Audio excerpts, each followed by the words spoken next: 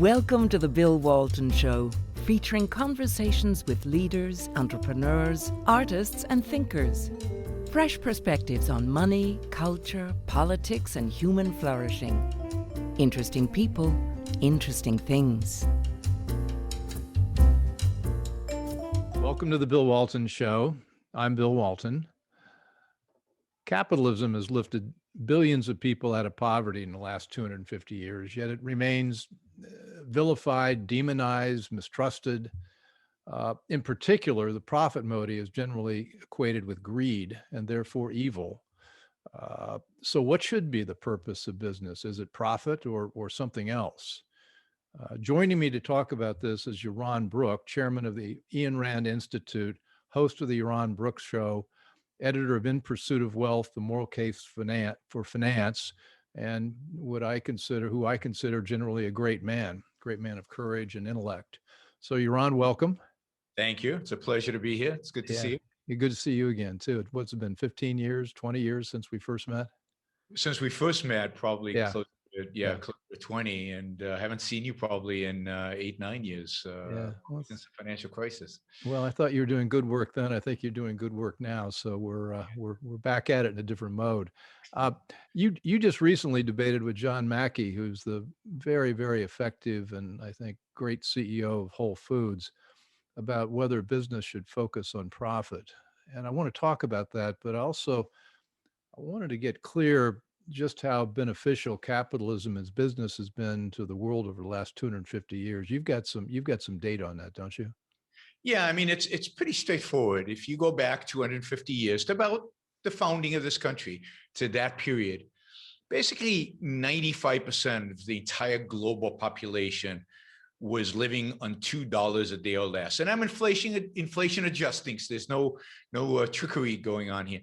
$2 a day or less. Anybody in the audience can think about what that means. How would one today live on $2 a day or less? You couldn't.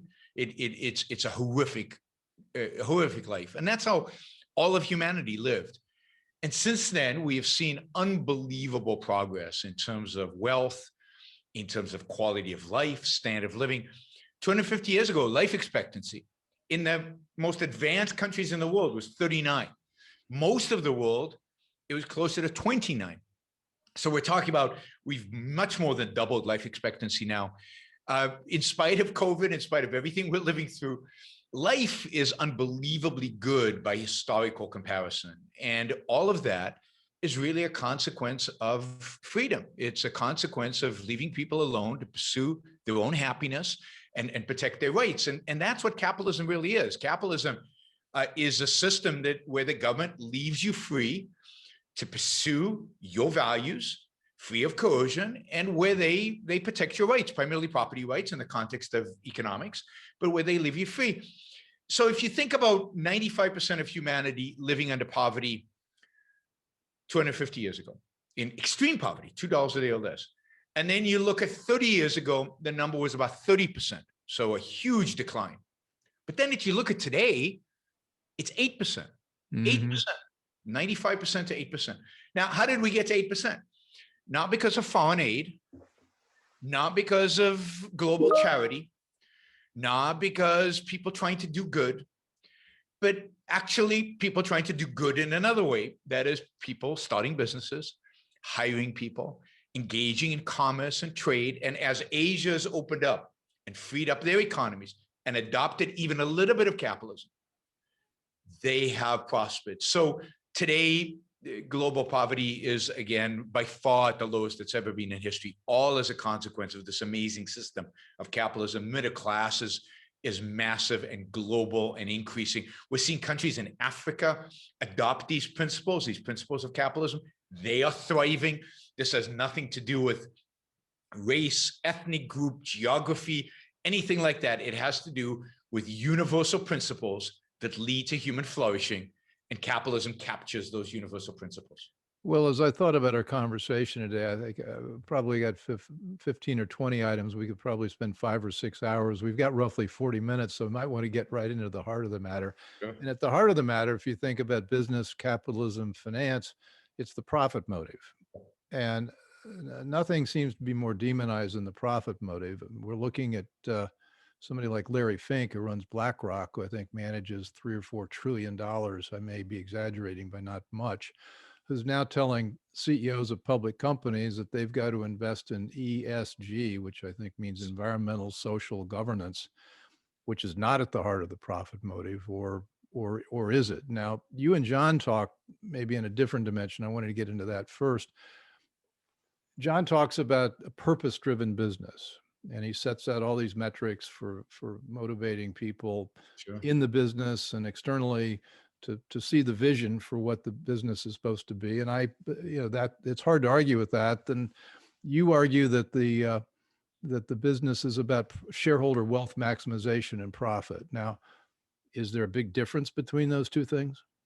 I think the difference is a difference of focus and the difference of what is primary. Business is a unique institution among all human institutions. And what makes it unique is it is about creating value for profit. Nonprofits create value for other things. A government creates value, sometimes, usually destroys value, but when it creates value in a different mechanism. But the mechanism by which business creates value and measures value is through the profit motive. Look, what is profit? Profit is the difference between what it cost me to produce something and what somebody is willing to pay for that thing. That is the value I've added, in a sense, to the world. I've taken a bunch of different elements, put them together, and increased their value, right? If I hadn't increased their value, nobody would be willing to pay more for them. So profit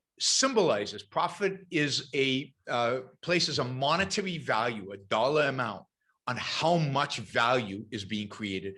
When a business is extraordinarily profitable, that means it's extraordinary in terms of the amount of value it is creating for other people, because other people are the one buying the product.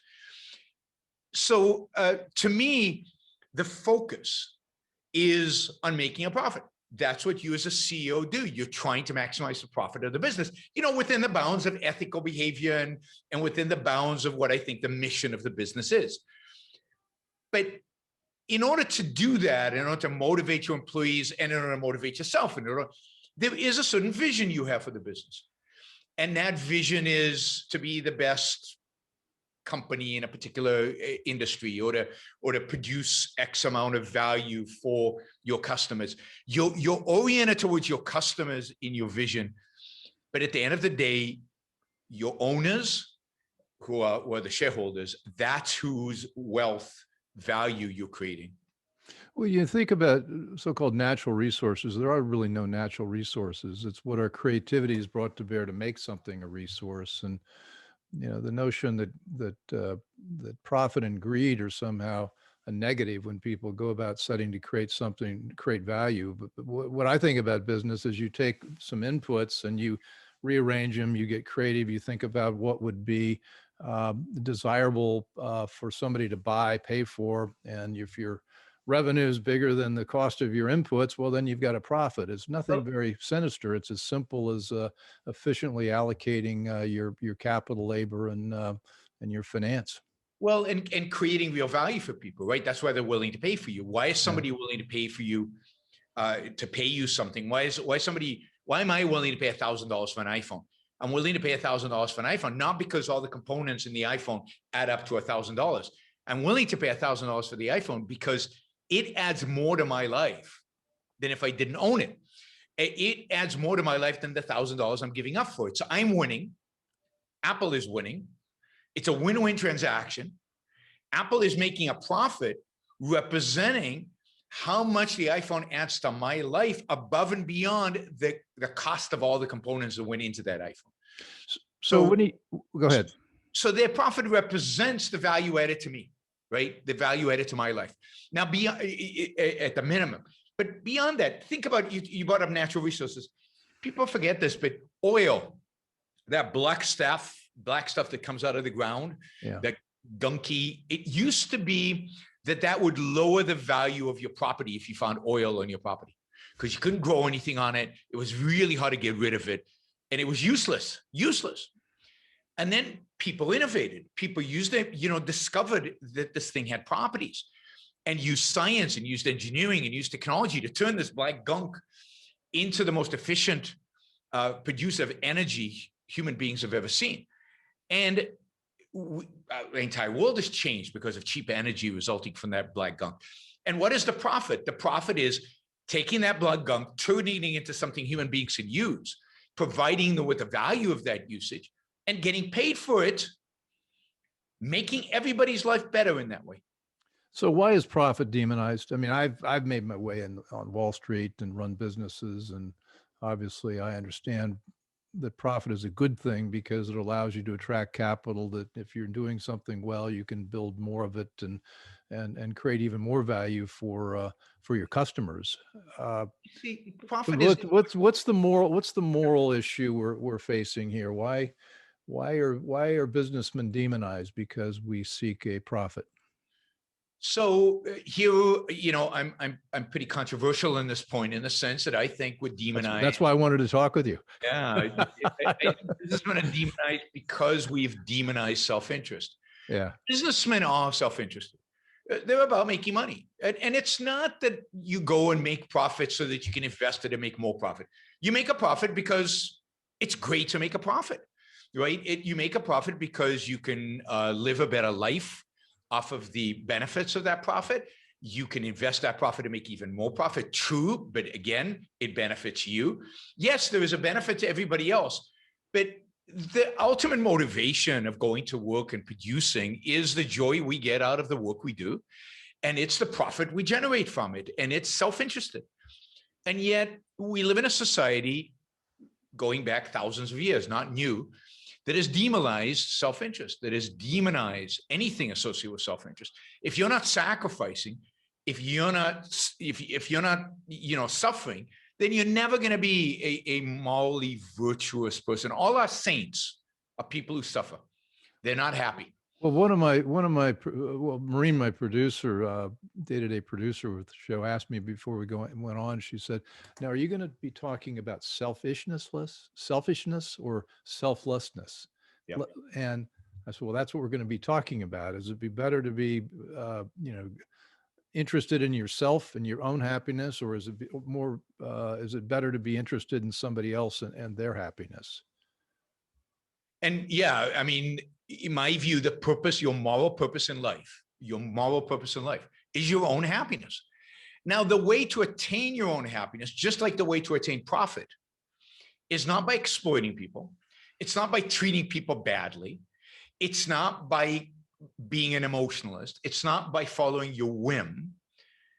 The way to achieve happiness, just like the way to achieve profit, is by treating people with respect, by trading with them, win-win relationships. I like to say that the purpose here is to create as many win-win relationships as you can, and by in terms of pursuing your happiness, by thinking, by using your mind, by being rational in pursuit of your self-interest. So not self-interest to Ayn Rand and to me and to people who advocate for these ideas is not about doing whatever you feel like doing. It's not about doing whatever your whim tells you to. It's by calculating, thinking, figuring out what's good for you and doing that. Well, and you don't believe in a system without guardrails. We believe in property rights, rule of law, fairness, and having good courts to protect people against. Let's face it, not everybody is that great a person, and there are people that commit crimes, but there's such a difference between a company. Let's take Apple. Yeah. I mean, is the symbol of capitalism Gordon Gecko, or is it Steve Jobs? I think that 98% of the people that we admire are the capitalists in the mode of Steve Jobs, who creates something that everybody wants. He was in it for a profit. See, one of the real evils of a movie like Wall Street, and one of the real evils of the general attitude towards finance, is that we take somebody who's clearly a crook, clearly evil, clearly a bad guy like Gordon Gecko. I mean, his speeches, everybody remembers his greed speech, which is actually a very good speech. It was a pretty good speech. It's a very good speech. On its own, that was pretty good, except he was the villain. Serious about it. And Oliver Stone lets us know he's not serious about it by the music he puts on right after the speech, which is "Take Me to the Moon, Let Me Fly Among the Stars" by Frank Sinatra, which is clearly an indication that this is just kind of BS. This isn't real, right?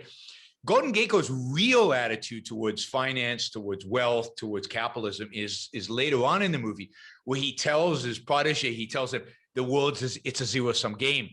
My gain is somebody else's loss, and I'm going to screw people if I have to in order to get my gain. And that's just not true. But that doesn't work.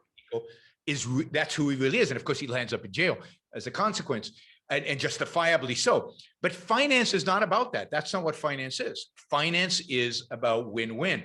Finance is about the rational, long-term allocation of capital to create profit, which is a representative of the values that those investments are creating. And so Gordon Gecko, the evil of the movie is that it presents Gordon Gecko as a typical financier, as what you think somebody like Mike Milken was, when we know it's the exact opposite of what a typical financier is and what a good financier is. Well, yeah, I worked in the merger and acquisition business, and I read recently somebody was writing, well, of course, the whole merger and acquisition business has no economic value, shouldn't exist. And I began thinking about, wait a second, I worked for companies, owners of companies that had done as much as they could with their business. They wanted to sell it. And so what I would do is I'd try to find somebody who could see more of the business than the current owners. And I like to think about what I was doing as taking an asset and putting into stronger hands. Absolutely. And by doing that, you're creating a lot of value, because the strong ownership, people have great ideas about what to do with an asset, is the heart of innovation. And of course, what you're doing is you're reallocating capital. Sometimes that involves laying people off. Sometimes it involves making the business more efficient. Sometimes it involves shutting down a plant. But what you're doing there is allocating capital to better uses, which creates more jobs, more wealth, raises more people out of poverty, than keeping the oil industry alive. People abstract away from this. That's at some point we had, you remember the typewriter business? Typewriters? Well, people like you took the value that was in the typewriter businesses, the capital and the labor, and reallocated it to the computer industry. Reallocated those talent, reallocated the capital so that we could advance, so that we could get better. If we had stuck with typewriters, we wouldn't be doing Zoom right now, right? If we'd stuck with buggies, we'd have no automobiles today. And it's financiers who are the ones who reallocate capital to these new ventures, take it from old dying industries and allocate it to new thriving businesses. And net, they're the ones responsible for this increase in wealth that capitalism has produced, because Schumpeter, the famous economist, called it creative destruction. Sometimes you need to shut down certain plants in order to open up other plants. Everybody thinks, oh, the Rust Belt was shut down and manufacturing jobs went to China, which is complete nonsense. Manufacturing jobs went to machines. They went to computers and to robots. And the factories that were shut down, that capital went to Silicon Valley and created many, many more high-paying jobs in America than the jobs that were taken away when those Rust Belt industries were shut down. So that's the beauty of capitalism. It's the beauty of financial markets, that they make that possible. Let me ask you the question that the social justice people would make. Well, what about all the people left behind? I mean, you've created these new businesses, but what about the people working in the old businesses? What's your answer to that? Those people live in a richer society. Those people live in a free society. And those people, to the extent that they're willing to take responsibility over their own lives, which I think our system doesn't incentivize them to do, but if they were interested in taking responsibility over their own lives, would and could be retrained and produce much more than they used to be able to produce. Robots enhance productivity. They enhance productivity of everybody. And people are better off for the existence of robots. Now, we live in a society where we don't encourage people to move. We don't encourage people to retrain. We don't encourage people to take personal responsibility over their own life and their own happiness, their own success. I always tell people, instead of presidents now for 30 years telling steel workers in the Midwest, don't worry, we're bringing the jobs back. Instead of saying that to them, imagine a president saying to them, get in your cars and drive to Western Arkansas, where there's tons of jobs, or go to where the jobs are. Stop sitting and waiting for the jobs to come to you. The American way, the American spirit was always to create your own future, to create your own opportunities. Go out there and find. There are plenty of jobs in America and have been for decades. And this is why we're such a magnet for immigrants, right? Because there are plenty of jobs in this country. Americans need to discover that, and Americans need to take the action in order to go and take advantage of those opportunities that exist. And of course, as we know, if the government got out of the way more, if we deregulated more, if the government shrunk and stopped spending as much as it did, if it stopped providing negative incentives to businessmen and to workers, then the number of jobs that existed in America is unlimited. Well, I've got a $5 word I like to use, or term, called voluntary exchange, which is where you get a willing buyer, willing seller, they enter into an agreement, and it's a win-win for everybody. And what's been happening is we've got government asserting itself between a willing buyer and a willing seller and imposing certain outcomes. And that by definition destroys a whole lot of economic value. Just not only destroys freedom, but it also just makes the economy more and more and more sluggish. What are we now? Because of this regulatory overhang, according to Heritage, weren't the United States like 1 or 2 in the Freedom Index, and now we're 22 in the most recent ranking? So I think we used to be in 1980. No, 19 in the. I think in 2000 we were number 3 in the world. Yeah. So when George Bush became president, we were number 3. Today we're number 20, and the decline is a consequence of, in spite of the mythology, Bush was a big spender and a big regulator. Of course, we know Obama was a big spender and a big regulator. Trump was a big spender and it didn't reduce regulation through legislation, and of course raised tariffs. And now we've got a Biden administration, and through those presidencies, we've gone from number 3 to number 20. Which is a massive decline of economic freedom in the United States, and truly tragic. And I would argue that even that number 3 in 2000, the two of us would say that wasn't that good. No, right? It was not that great. We could have been a lot freer in 2000. And Yeah. indeed, from an economic perspective, freedom in the United States has declined steadily. I would argue probably since 1913, 14, and certainly since the New Deal under FDR. What's your take on what Larry Fink is doing with BlackRock and imposing ECG requirements on corporations? I think it's terrible. I actually would love to have people who invest with BlackRock sue him for a violation of his fiduciary duty. His fiduciary duty is to manage that money to maximize the wealth of pension plans of investors in BlackRock funds, not to use his philosophy of social justice or social whatever to dictate investments. So I wish people would leave. The problem in America today is that so much of the money in our markets is managed by pension plans. Many of those pension plans are politicized. Governors often sit on state pension plans. Teacher unions, pension plans, CalSTRS in California are 2 of the largest institutional investors. They then are investors in BlackRock. BlackRock therefore caters to the politicized pension plans industries in the institutional investors in this world, rather than to the individuals who own those pensions or to the individuals who invest directly in BlackRock. Would you think there's going to be a trade-off between returns for companies that invest in these other social goods like environment, social, and governance, or do you think that the companies that are going to be focused on pure shareholder wealth maximization are going to end up doing better in the long run? I think that the companies involved in maximizing shareholder wealth are going to do better in the long run. The problem is this. The problem is that those companies are getting penalized by regulators, by investors, and therefore the number of those companies are shrinking.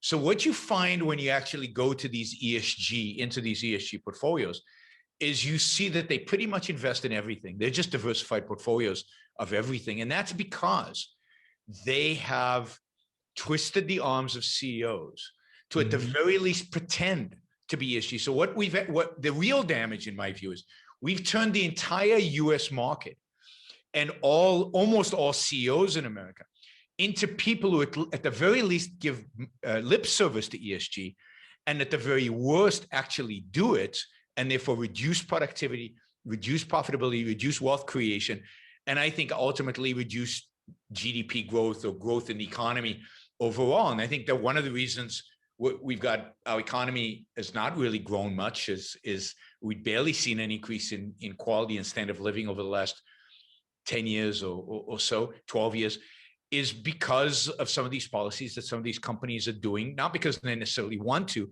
but because they think their investors want it, or the government want it, or somebody else is forcing them. Well, most CEOs of these big companies are really more corporate politicians in a way. I mean, they're a long way away from the marketplace and creating. One of the things that statism does is it discourages businessmen from becoming CEOs, and it encourages schmoozers and politicians to become CEOs. Because what is your job as a CEO? It becomes to finagle the regulations more than anything else, to deal with regulators, not to make money. Yeah, I saw that as a member of the Financial Services Roundtable. Most of the CEOs of the big financial institutions were gaming the system that way, and that's the reason I came to admire John Allison so much, who I know has been involved with Ayn Rand. He was a real entrepreneur and had a principle-based way to run his business that had nothing to do with gaming regulation, and for that, he just stands out in my mind as an American hero. Well, not just an American hero, a worldwide hero. Absolutely. I mean, John is fantastic, both as a CEO and he also has this intellectual side. I mean, he gives a great speech, and he's kind of a businessman philosopher, which is pretty rare, and a really unique individual. Yeah, I mean, the world would be a much better place if we had many more businessmen who emulated John Allison. Well, let's circle the John Mackey debate. You know, he got it's very, I think in many ways, you two were talking about the same thing, but using different words. We've got this notion there's the shareholders, but then there are also the customers, the suppliers, employees, and the community. And you've also got the investors, obviously, and that somehow you're supposed to maximize or optimize value for all those stakeholders, which are the nearly held with. But as I think about it as a practical matter, if you want to run a business for profit, you've got to have happy customers. Your supplier relationships have got to be good. Your employees have got to be felt that they're being well taken care of, well treated, respected. And you have to have a good brand in the community. Otherwise, people are not going to buy your product or service. So I don't see the.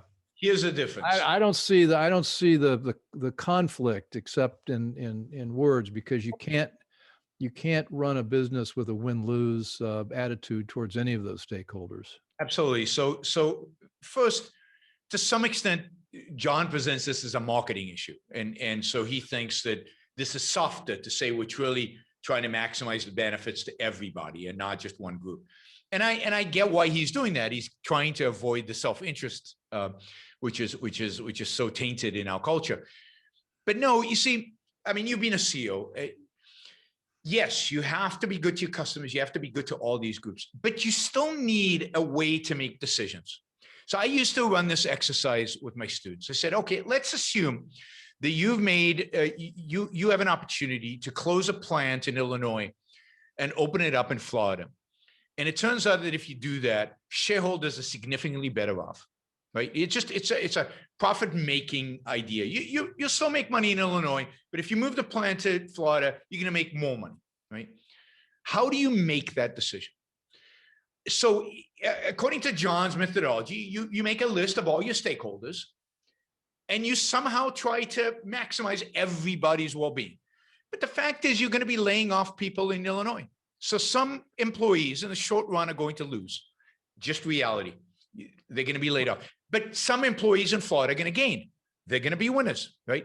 How do you balance that? My point is, the only way to actually make decisions is to have a decision matrix. I'm going to maximize shareholder wealth. Sometimes that's going to mean customers are going to be unhappy. When the iPhone went from you remember the regular USB to like this special wire, or took out the headphone jack or the iPhone. Some customers were upset, but you know what? It made sense long term. So, yeah, I was one of them. I like my phone jack. sometimes you're going to make customers a little unhappy. Yeah. But it makes sense for the company long term to do it. If they took into account everything they did, all these different stakeholders, you'd never make a decision. You'd be stymied. And I believe that John, because he's such a good CEO, I think that John in the end works to maximize shareholder wealth while, as you said, you use the word marketing. I might use the word motivation, because as a CEO, what you discover is that in this culture, most people are not going to get turned on when you have them come into the office for a company meeting and say, our job here is to maximize profit. Yep. It just doesn't resonate.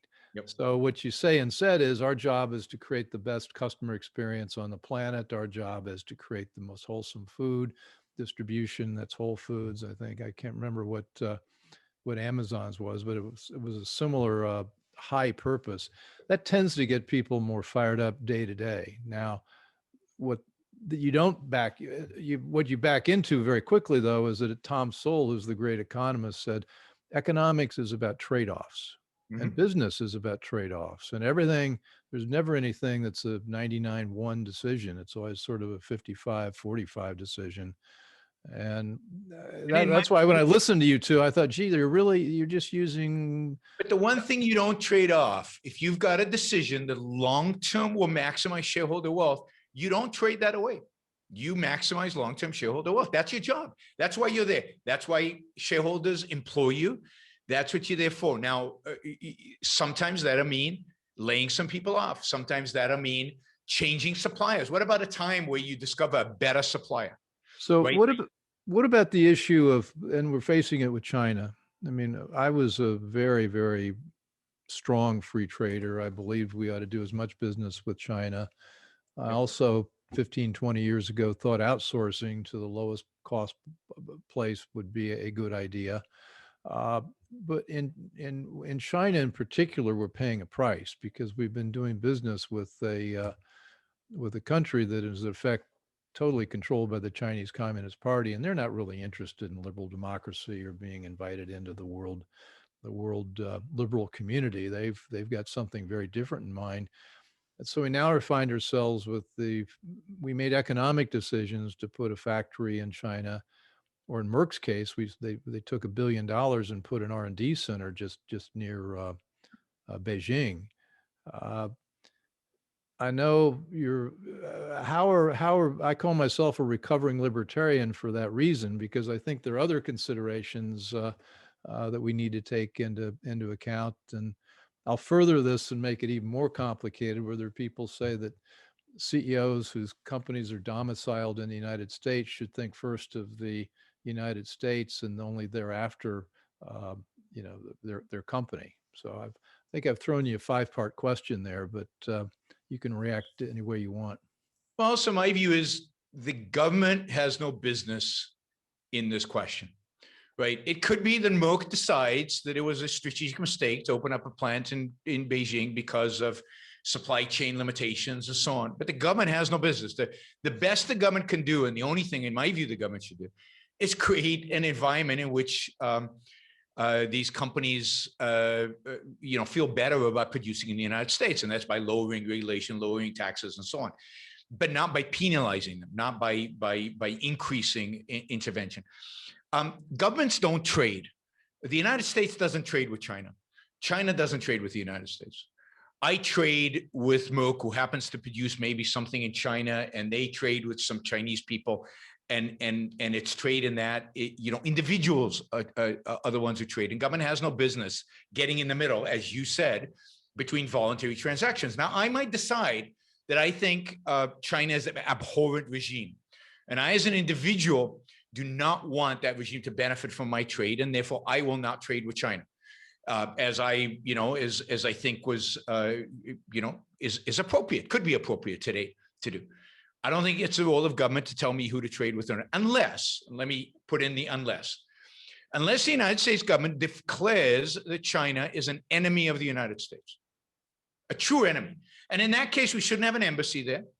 And in that case, we should be, we should treat it as an enemy state, just like we do Iran and just like we do North Korea, and they're out. But as long as, from a foreign policy perspective, the government of the United States has not declared China as an enemy and still has, we go over there and they come over here as diplomat and pretend that we're all cozy, then the U.S. government has no business in raising tariffs or putting trade restrictions. But I think I may differ with you on that, because I think that we've got a much more nuanced problem with China, and you don't want to declare war on China for a billion reasons, but there are also some self-protective reasons you don't want to do that. I mean, most of our major pharmaceuticals are manufactured in China and India, or manufactured in India and then are subcontracted and then branded through China. I don't think you can't find an aspirin manufacturer in the United States.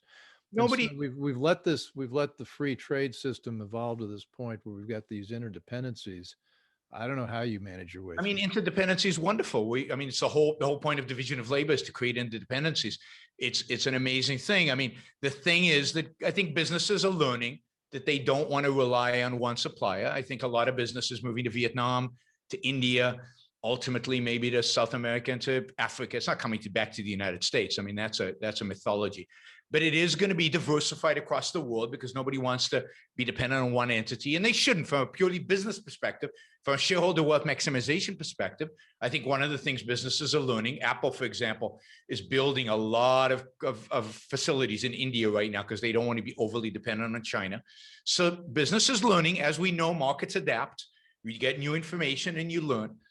But I also think that China, we are helping turn China into a monster. And I think the United States is much at fault in what is going on in the world right now, and the turn away from capitalism and the turn away from freedom. Amplify that. What do you mean? Why are we much at fault? We used to be, as Ronald Reagan used to call us, a shining city on a hill. Yeah. We used to be a symbol of freedom and capitalism and free trade and the best that capitalism had to offer. And we have for decades been moving away from that. I think the real turning point was 2008. I think when George Bush said we have to bail out everybody in order to save capitalism from itself, or some ridiculous language like that, we basically sent a message to the world, a signal to the world that we were a failure, that our system of capitalism did not work. We blamed capitalism for the financial crisis, which I think the two of us know is complete nonsense. Financial crisis. I have a couple of guys named Dodd and Frank, or Dodd-Frank, yes. Mr. Dodd, Mr. Frank, who I would. Anybody should have gone to jail for the financial crisis. Not bankers, it's Dodd and Frank. Right. We increased regulations, we increased state involvement in our economy as a consequence. And we basically told the world in big letters, capitalism has failed. It was the headline in our newspapers, and it was the message by electing Obama and by nominating McCain. We basically told the world capitalism is useless. And then that's continued. Obama, Trump, Biden, all anti-capitalist presidents who projected an anti-capitalist mentality and told the world capitalism is a failure. And I think the Chinese looked at that and they said, okay, well, if that's the failure, then where do we go from here? And what they went is they basically went inwards in a sense of, we need more control. We need to do what America does on space. I mean, we did the same thing with COVID, by the way. It's funny. So the last thing in the world an American would expect is when a pandemic hits, we have lockdowns. Who did we learn lockdowns from? No CDC document ever that has been written in the past in terms of planning for a pandemic had lockdowns as the solution. We learned it from China. We are becoming like China instead of China becoming like us. We, instead of fighting China on the basis of the way to liberalize your economy is to mimic us, we started doing what China does. That is telling companies how to run their business, where they could produce, increasing tariffs, increasing controls, increasing regulation. Instead of modeling what capitalism looks like, we are modeling for China what, we have now nationalist conservatives who want industrial policy, right? In the United States. It's So, scary. so who is the we though when we talk about it? Because I can't think of any of our political leaders, particularly, that have ever made this case. How All do of our we? political leaders. I can't think of a political leader who hasn't. Again, I mean, all of them have talked about, embracing this model of constraining or having the government involved directly in individuals' decisions of placing themselves between traders, between voluntary exchange. All of our political leaders have embraced models where we try to benefit the steel industry at the expense of that industry. And Well, I guess that's what I meant though. Nobody's making the free market case, the pure free market case. There's nobody making free market case really from the bully pulpit since Ronald Reagan. Ronald Reagan was the last president who, from the bully pulpit, actually made the argument for capitalism, for freedom. What do you think of Trump? I'm very opposed to Trump. I think he was very, very bad for America. Why? For multiple reasons. One, because many people think he represents capitalism, and he doesn't. He represents the opposite. He's a central planner at heart and acted as one. And you can see that. I mean, people talk about China with regard to Trump, and he failed with China in big ways. China became much worse under Trump than it was before Trump, and I think partially because of him. But think about steel tariffs on Canada and Brazil and other countries. It wasn't about China. It was about his protectionism. He was a protectionist from day one. But more than that, he turned the presidency into he vulgarized the presidency. He turned it into the Republicans into a political party that stood not for anything positive, but for just being anti-left. And I understand being anti-left, as you know, I'm very anti-left. Yeah. But that became the whole agenda, is anti-left.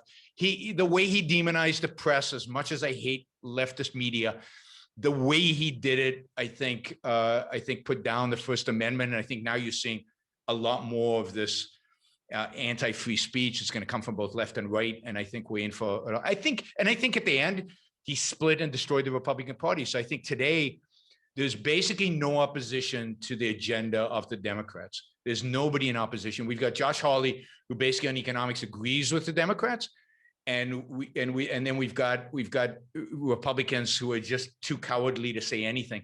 We've turned the Republican Party into a populist party in economics. There's no even semblance of pro freedom or capitalism anymore. Well, that didn't cheer me up. You're not here to cheer me up, though. I'm in a cheery mood.